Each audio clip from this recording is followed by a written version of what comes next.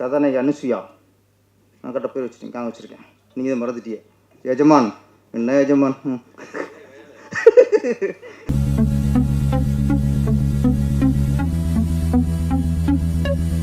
முழுமையாகவே நல்ல உள்ளங்கள் ஆசீர்வதிக்க வந்த பியூட்டிஃபுல்லான ஹார்ட்ஸ் கலந்து ஒரு இடமா இருக்குது. தேங்க்யூ ஸோ மச் அனைவருக்கும் ஃபார் பீயிங் ஹியர். மேடையில் ஸ்பெசிஃபிக்லி இப்போ ஆர் வி உதயகுமார் சாரோ, பேரரசு சாரோ, சிஸ்டர் கவிதா அக்கா சொன்ன மாதிரி ஏதோ ஒரு பயணம் இவ்வளோ வருடங்களாக ஜீரோலேருந்து ஆரம்பித்து சினிமாவில் ஒரு பயணம் போயிட்டுருக்கு. பட் இந்த பயணத்தில் ஒவ்வொரு தருணத்தில் அவங்க கேராஜன் சார் உட்பட ஃபங்க்ஷன்ஸில் வந்து பீன் தேர் கண்டினியூஸாக ஒரு ஆசீர்வாதம், ஒரு தலையில் ஒரு கை, ஒரு பேட் ஆன் த பேக் இருக்கிற மாதிரியே ஒரு ஃபீல். அதுவே நமக்கு ஊக்கம் கொடுக்குது. இதை கீப் மூவிங்டா, ஒரு நாளைக்கு அந்த வெளிச்சம் வரும்னு. Thank you so much sir. நீங்கள் கூட இருக்கிறது ஒரு மிகப்பெரிய பக்கபலமாக இருக்குது. அரவிந்த்ராஜ் சார், நம்மெல்லாம் சாதாரண டிஎஃப்டி அதெல்லாம் தாண்டி ஊமை வீடுகள் டைம்லேருந்து ரசிகனாக பார்த்து கற்றுக்கிட்ட காலங்கள் தாண்டி எனக்கு அவர் கூட பயணிக்க ஒரு வாய்ப்பு அமைஞ்சது. ஒரு ப்ராஜெக்ட் எல்லாம் we were planning. It is so nice. ஒரு பிளெஸிங் டு இது ஜெனுவன்லி ஒரு குடும்ப விழாவாக தோணுது. Thank you so much for being here sir. And Lara, basically ரொம்ப சுருக்கமாக சொல்ல போனோம்னா எனக்கு இந்த படத்தோட வாய்ப்பு இதோட டைரக்ஷன் டீமில் இருக்கிற ஆல்பர்ட்னு ஒரு நண்பர் மூலமாக வந்தது. ஆல்பர்ட் சார் எனக்கு கால் பண்ணி சொன்னார், அசோக் ஒரு லோ பட்ஜெட், ஒரு டைட் பட்ஜெட் ஒரு படம் ஒன்று இருக்குது. நான் சொன்னேன், இந்த லைன் பொதுவாகவே நான் கேட்டிருக்கேன் சார், அடுத்தது என்ன சொல்லுங்களேன். அப்போ செட் இல்லை அசோக் இட்ஸ், ஏன்னா ஆல்பர்ட் சாருக்கும் எனக்கு இருக்கிற ஒரு ரிலேஷன் என்னன்னா, இதுக்கு முன்னாடி அவர் ஒரு ப்ராஜெக்ட் சொல்லும்போது என்னை ஒரு ப்ராஜெக்டில் நைஸாக மாட்டி விட்டுட்டு அவர் எஸ் ஆகிட்டார். அப்போ நான் சொன்னேன், தெய்வமே, நீங்கள் லாஸ்ட் டைம் நான் ஆக்டராக சினிமாக்கு திரைக்கு நேராக தெரியிற முகமாக இருக்கேன், நான் எஸ் ஆக முடியல, நீங்கள் பேக் சைட்லேருந்து நீங்கள் போயிட்டீங்க, தயவுசெய்து நல்லபடியாக சஜஸ்ட் பண்ணுங்கள் சார். டைட் பட்ஜெட் சொன்னப்போ கூட நான் கேட்டேன், கதைக்கு ஏற்ற செலவு பண்ணுற ப்ரொடியூசர் இருக்காரு, ஆனால் கதை தான் நிர்ணயிக்குது என்ன செலவுன்னு. அதை ப்ராப்பராக கரை சேர்க்கிற ஃபண்டிங் பேக்கிங் இருக்கா? ஏன்னா நம்ம ப்ராஜெக்ட் என்ன பட்ஜெட்டில் எடுக்கிறோங்கிற விஷயம் தாண்டி அந்த கதைக்கு என்ன தேவையோங்கிற விஷயத்த ப்ராப்பராக பூர்த்தி செஞ்சோம்னா, நேர்த்தி அந்த சொன்னோம்னா ஆடியன்ஸ் அதை ஜென்வின்லி ரெஸ்பெக்ட் பண்ணுறாங்க. ஸோ அந்த விஷயம் இந்த ப்ராஜெக்டில் முழுமையாக பூர்த்தி செய்யப்பட்டது. So thanks to Albert sir. ஏன்னா அவர் என்ன மணிமூர்த்தி சார் அறிமுகப்படுத்தினார், இயக்குனர் அறிமுகப்படுத்தினார், ப்ரொடியூசர் கார்த்திகேசன் அண்ணனை அறிமுகப்படுத்தினார். ஒரு நல்ல படைப்பில், ஒரு நல்ல கண்டென்ட் ட்ரிவன் கதையில், ஒரு மாடரேட் பட்ஜெட்டில் அழுத்தமான கண்டென்ட் இருக்கிற ஒரு படைப்பில் இருக்கிற சந்தோஷம், மகிழ்ச்சி இந்த படத்தோட ப்ரோசஸில் எனக்கு இருந்துச்சு. லாராங்கிற விஷயம் இது ஒரு பர்டிகுலர் கதாபாத்திரமா இல்லை ஒரு காப் அண்ட் ஒரு என்ன சொன்ன மாதிரி வர்கீஸ்வரோட மகனாக தான் நான் நடிக்கிறேன். மெஹரூஃப்னு ஒரு கதாபாத்திரம்.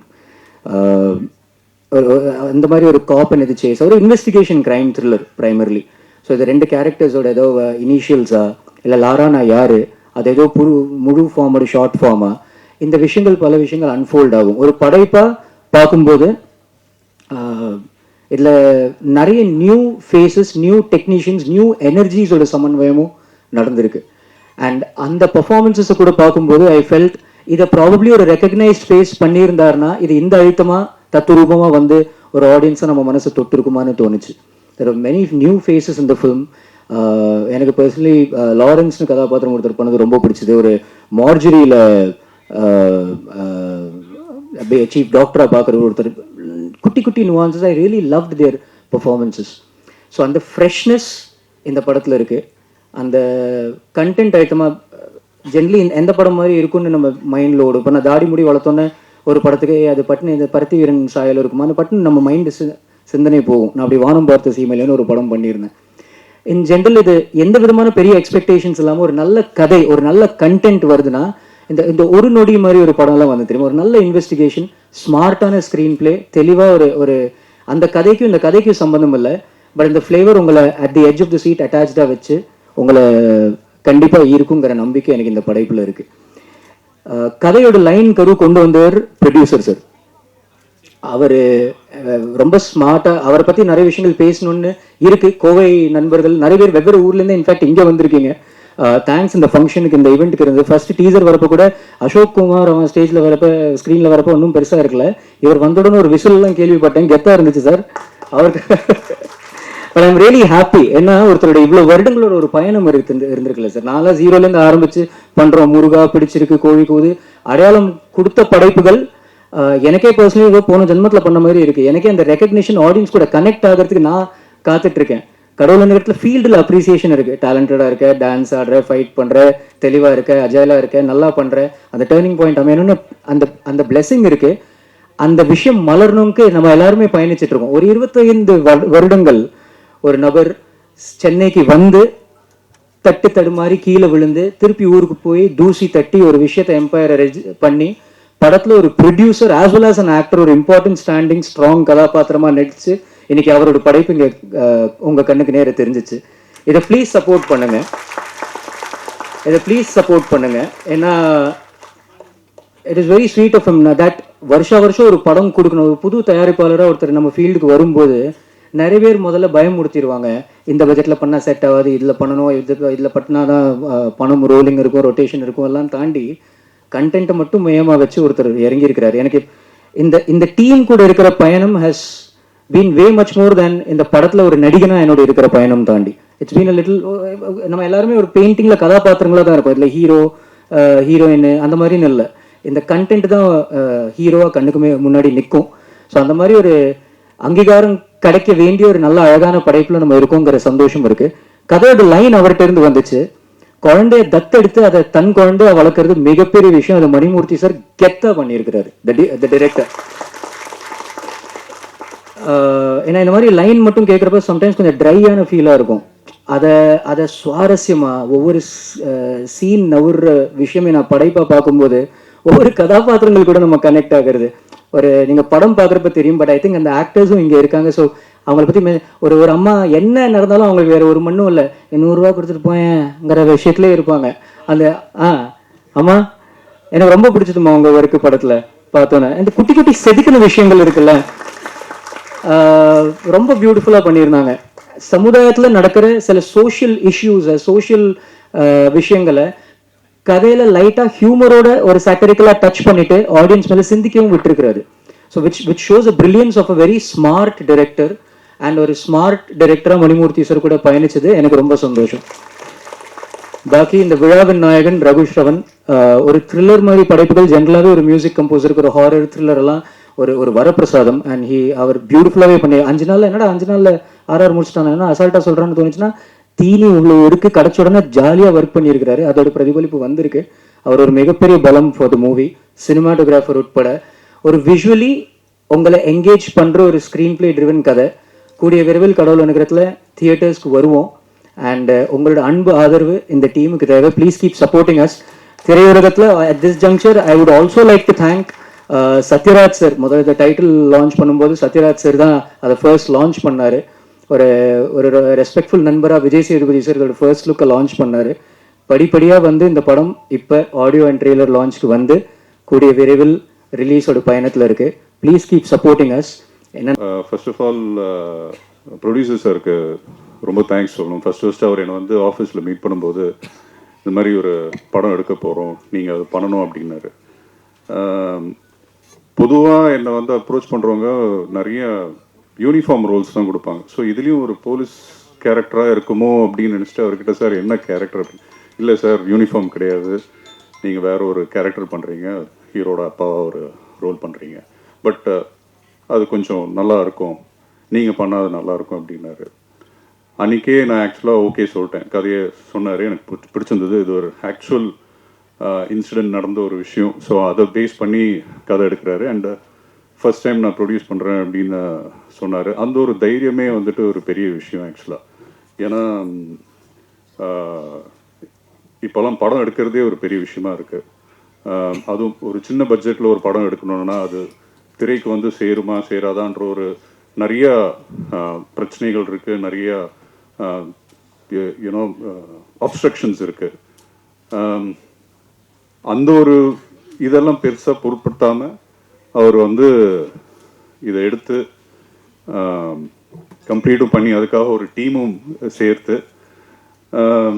ஷூட் டைம்லலாம் நிறைய விஷயம் அவரே பண்ணார் ஆக்சுவலாக. அது வந்துட்டு கொஞ்சம் இதில் வந்து உங்களுக்கு எந்த பிரச்சனையும் இல்லையா, உங்களுக்கு எந்த கஷ்டமும் இல்லையா நிறைய வாட்டி வந்து கேட்பார். பட் சாப்பாடுலேருந்து டிரான்ஸ்போர்ட்டேஷன்லேருந்து கிட்டத்தட்ட ப்ரொடக்ஷன் மேனேஜரும் அவரே, ப்ரொடியூசரும் அவரே, ஸ்பாட் பாயும் அவரே, ஆக்டரும் அவரே. ஸோ அந்த மாதிரி நிறைய விஷயம், பல ஹேட்ஸ் ஏன்னோ ஒருத்தர் அது போட்டு அது பண்ணுறது வந்துட்டு ஒரு ஈஸியான விஷயம் கிடையாது. அவர் கூட இருக்கும்போது, அவர் கூட ட்ராவல் பண்ணும்போது, அந்த ஷூட் டைம்லலாம் நான் அதெல்லாம் நிறையா கவனித்தேன். எவ்வளோ கஷ்டப்பட்டிருக்காருன்றது தெரியும். இந்த கஷ்டத்துக்கெல்லாம் ஒரு நல்ல பலனாக இந்த படம் வந்திருக்குன்னு நினைக்கிறேன். ஸோ வாழ்த்துக்கள், வெற்றிப்படும். And thank you all. தலைவர் உதயகுமார் சார் அவர் பேசுனதுக்கப்புறம் நான் என்ன அப்போ முடிஞ்சு வச்சு எனக்கு சரி, நம்ம மூணு கட்டி வச்சுக்க வேண்டியதான். சிங்காரவேலனை பொறுத்து அவர் டேஷ் பண்ண படத்தை மொக்க படம் சொன்னார்னா எவ்வளோ தைரியம் இருக்கும். நம்மளும் பார்த்து நம்ம கை தட்டி விசில் அடித்து அதை வெட்டி விட மாய்க்கணும். நம்ம எவ்வளோ முட்டாளம்ப. அவங்க வந்து புத்திசாலியா படத்தை வெட்டி படம் பார்க்க நம்மளாம் முட்டாளாம். நீங்களாம் அந்த படத்தை இப்போ விட்டுருக்கணும். அந்த மாதிரி படத்தை பண்ணி நீங்கள் இப்போ விடுங்க. நிறைய பேர் காத்திருக்காங்க. இப்போ கருவாடை கொண்டு வருவீங்கள, அவன் வறுத்துருவான் அவன் கருவாடை. ஆமாம், நல்ல வேலை எல்லாம் 20 வருஷம் முன்னாடி பண்ணிட்டிய. நீங்களாம் தப்பிச்சிட்டிங்க.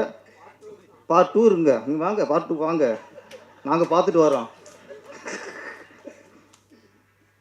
கலைஞானி கமல்ஹாசனை வச்சுக்கிட்டு இப்போ உலக நாயகன் சொல்லக்கூடாதுன்ட்டார். அது எப்படி சொல்கிறேன்னு தெரியல. அப்படி பழகிட்டோமா. கேஹெச்சா ஒரு கேஹெச்சை வச்சுட்டு சிங்காரவேலன் படத்தை அது சும்மா ஓடாது சார். எங்கேயுமே போர் அடிக்கலை, எல்லாம் ரசித்தோம். குஷ்பு அப்போ குஷ்பு இட்லிலாம் வந்து ஃபேமஸான டைமு. ஆனால் அது ஒரு காரணம். நீங்கள் உங்கள் கதையை விட்டுருங்க, எங்களுக்கு குஷ்பு முக்கியம். அப்போ அது பாருங்க, சின்ன வயசில் ஜட்டி போட்டு விட்டீங்களா, அப்புறம் ஓடாது. அதில் போட்டு குழந்தை குஷ்புக்கு ஜட்டி போட்டுப்பார்.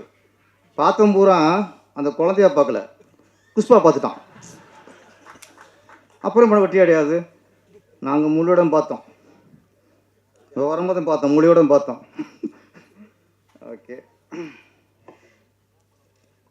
இந்த படத்தின் தயாரிப்பாளர் கார்த்திகேசன். அவருடைய பலம் வந்து தெரிஞ்சு வச்சு நட்பு தான். என்னை விட உறவுகளை விட நட்பு தான் எப்பவுமே முக்கியம். நட்பு தான் எப்படியா இருந்தாலும் கூட இருப்பாங்க. உறவுகளும் அப்படி இல்லை, நல்லா இருந்தால் கூட இருப்பாங்க, நல்லா இல்லைன்னா குழி தோண்டிடுவாங்க. அந்தளவுக்கு உறவு. இந்த நட்புல இன்றைக்கி நட்பு தான் வந்திருக்காங்க நினைக்கிறேன். அடுத்தபடி ஆடியோ லாங்குவேஜ் வந்து நேர் ஸ்டேடியத்தில் வைங்க. அந்தளவுக்கு நட்பு வட்டாரம் கூடணும். ஒரு போராட்டம், ஒரு 25 வருஷமாக சினிமா நேசிக்கிறவங்க தான் வரும் சார். இது வந்து ஒரு வியாபாரமாக பார்த்தாலோ இல்லை ஒரு ஒரு ஒரு மோகமாக பார்த்தாலும் இத்தனை வருஷம் கழிச்சு வந்து ஜெயிக்க முடியாது. அதுக்கு ஒரு சினிமா நேசிக்கணும், லவ் பண்ணணும். அதை நீங்கள் லவ் பண்ணியிருக்கிய, நீ லவ் பண்ணால கொண்டாந்து சினிமா கொண்டு வந்துடும் எங்களுக்கு. அப்புறம் இந்த கதை, இப்போ ஒரு இயக்குனர் வந்து தன்னோட கதையே இயக்குனர்னா ஒன்றும் பிரச்சனை இருக்காது, அது பெரிய விஷயம் இல்லை. ஏன்னா தன்னோட கதையில் அவங்க ஊருக்கு போய் திரைக்கதை பண்ணி வசனம் எழுதி தாங்களே இயக்கும்பொழுது எந்த பிரச்சனையும் வராது. இன்னொருத்தர் கதையை இயக்கும்போது தான் அது பெரிய விஷயம். ஏன்னா சின்ன பயம் இருக்கும். அந்த கதாசிரியர் என்ன நினச்சி எந்த உணர்வு பூர்வமாக பண்ணியிருக்காரோ அது நமக்கு எடுத்துடக்கூடாது. அது ரொம்ப ஒரு கவனம் இருக்கும், பயம் இருக்கும். இப்போ இது வரைக்கும் நான் என் படம் எல்லாமே நான் தான் கதை. அதனால் அது ஒரு சுதந்திரம் இருக்கும். இன்னொருத்தர் கதையை பண்ணுறான்னா எனக்கு இப்போவே கையில் ஆட ஆரம்பிச்சிடும். ஏன்னா அங்கே வந்து அது இன்னொருத்தரோட சொத்து. அதை நம்ம செதுக்குறங்கிறது கொஞ்சம் ஒரு டேஞ்சரான விஷயம் தான். அப்போ ஒரு கதாசிரியரோட கதையை ஒரு இயக்குனர் எடுக்கிறதுக்கு அப்படின்னா, ஒரு பிடிச்சிற கதையை ஒரு இயக்குனர் எடுக்கிறேன்னு வச்சுங்க, எவ்வளவு தில்லு இருக்கணும், எவ்வளோ தைரியம் இருக்கணும், எவ்வளவு கான்ஃபிடன்ட் இருக்கணும். கான்ஃபிடன்ட் இதுக்கு மூலம் தேவையில்லை, கான்ஃபிடன்ட் வேணும். மூலம் தான் அங்கே இருக்க. ஸோ அவர் நினச்சதை இவர் செயல்படுமாக்கணும். அதான் என்ன செய்யணும், ஒரு கதாசிரியர் கதை எடுத்து பண்ணும்போது பிரச்சனை இல்லை. ஏன்னா ப்ரொடியூசரு அவர் தான் பணம் போட்டிருக்காரு. இன்னும் அதை விட பாருங்கள், ப்ரொடியூசர் கதையை கொடுத்துட்டு பணத்தை போட்டு எங்கே இருந்தால் பரவாயில்ல, கோயம்புத்தூர் இருந்தால் பரவாயில்ல, கூடவே இருக்கார். அப்போ ஒரு சீன் எடுக்கும்போதும் பிடிச்சிருந்து பார்த்துருப்பார், இந்த ஆள் மூவி கரெக்டாக எடுக்கிறோமான்ட்டு. அது உண்மையிலே இது புது அனுபவம் தான் அவருக்கு, நம்ம மணிமூர்த்திக்கு. அதனால் இங்கேயே நீங்கள் பாஸ் ஆகிட்டீங்க. ஏன்னா இருக்கிறதுலே சந்தோஷமாக உட்காந்து யாருன்னா பிடிச்சது தான். நல்லா சிரித்த முகமாக ஒரு மினி சக்கரவர்த்தி மாதிரி. ஆமாம், ரைட்டில் பார்க்கும்போது அப்படி டக்குன்னு வினி சக்கரவர்த்தி தான் எங்களுக்கு ஞாபகம் வந்துச்சு. ப்ரொடியூசரு, டைரக்டர் எல்லாருமே, ஹீரோ எல்லாருமே, ஹீரோயின் எல்லாருமே ஹாப்பியாக இருக்காங்க. இதுன்னு தெரிஞ்சு வச்சு படம் நல்லா வந்திருக்குன்ட்டு. நீங்கள் தான் ஓகே. அவர் கதை ஒரு திரைக்கதை. ஆமாம், இங்கே ஒரு விஷயம் நல்ல விஷயம் நடந்துச்சு. ப்ரொடியூசர் பேசும்போதும் சரி, இயக்குனர் பேசும்போதும் சரி, கதாநாயகன் பேசும்போதும் சரி, கதாநாயகி அனுசுயா, நான் கரெக்டாக பேர் வச்சுருக்கேன், நீங்கள் தான் மறந்துட்டியே. எஜமான், என்ன எஜமான்? இல்லை நீ கேட்டதுனால இங்கே வச்சுட்டு அதை நம்ம மறந்துடக்கூடாதுன்னு. அதுக்கப்புறம் நானே மூஞ்சியை பார்த்தேன், நீங்கள் அழகு சொன்னதுக்கப்புறம் தான் நான் பார்த்தேன். ஏற்கனவே நீங்கள் ரசிச்சிட்டியே, நான் பார்க்கவே இல்லை. என்னடா